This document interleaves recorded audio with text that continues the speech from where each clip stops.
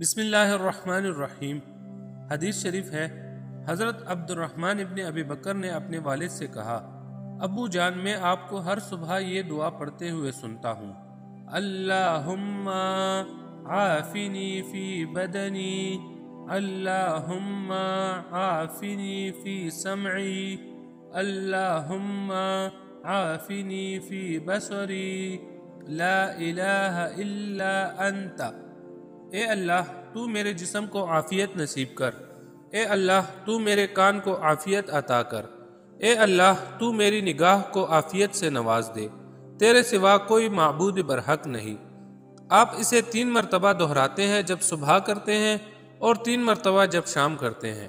तो उन्होंने कहा, मैंने रसूलुल्लाह सल्लल्लाहु अलैहि वसल्लम को यही दुआ करते हुए सुना है और मुझे पसंद है कि मैं आपका मसनून तरीका अपनाऊं।